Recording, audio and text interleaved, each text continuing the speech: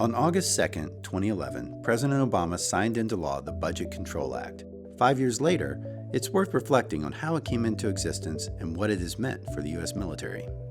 In the spring of 2011, the federal deficit was projected to peak at $1.5 trillion. Republicans had just taken control of the House. Democrats wanted to increase the debt ceiling, but Republicans insisted on dollar-for-dollar cuts in spending. Both sides refused to yield, forcing a fiscal standoff. What emerged was the Budget Control Act, a resurrection of a much older law known as Graham-Rudman-Hollings. The BCA reinstated budget caps for the discretionary parts of the federal budget. These caps were set to meet a deficit reduction target over the next 10 years. For defense, this meant about $1 trillion less than the president had requested. Like the original Graham-Rudman-Hollings law, the BCA created an exception for war funding, but we'll get back to that in a moment. The BCA was really intended to be a forcing function for a broader budget deal, so the law created the so-called Super Committee with special authority to propose a deficit reduction package subject to a simple up or down vote in both chambers. It also resurrected sequestration, the automatic process of making across-the-board budget cuts. After the first year of enforcement, however, sequestration is only triggered if Congress appropriates more than the budget caps allow. Despite much finger-pointing after the fact, the BCA passed with bipartisan majorities in both chambers. A lot has happened since the BCA was enacted. By November 2011, the Super Committee officially gave up, unable to forge a broader budget deal.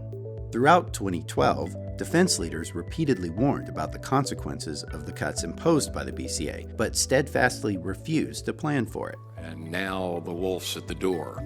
In January 2013, Congress passed a last-minute budget deal that increased the budget cap slightly for 2013, but it paid for these increases in part by reducing the caps for 2014. By March, time had run out, and sequestration was triggered. The across-the-board cuts forced DoD to cancel training, delay maintenance, and furlough more than 600,000 civilian workers. In late 2013, Congress passed a second budget deal that raised the budget caps for 2014 and 2015. Both Congress and the administration stuck to this deal over the next 2 years, thus avoiding sequestration. In late 2015, Congress passed a third deal that also raised the budget caps for 2 years. Unlike previous deals, however, it added $8 billion in war funding for defense and $8 billion in war funding for non-defense. Yes, war funding for the non-defense side of the budget. I told you we'd get back to that exception. The BCA does not provide a detailed definition for what constitutes war-related funding, so in effect, it is whatever Congress and the President agree it is. And because war funding does not count against the budget cap, it effectively creates a loophole. DoD has used this loophole in its budget request by relabeling roughly $25 to $30 billion from its base budget as being Afghanistan-related. While DoD certainly felt budgetary pain in 2013, the 3 budget deals and the use of OCO funding have kept the defense budget near the level it was before the cuts began. Looking forward, the budget caps remain at their original level for 2018 to 2021. These caps were set to meet an arbitrary deficit reduction target without regard for strategy or need, and much has changed in the world over the past 5 years. The caps have also created a pattern of last-minute deals and OCO funding gimmicks that have made rational, long-term planning difficult.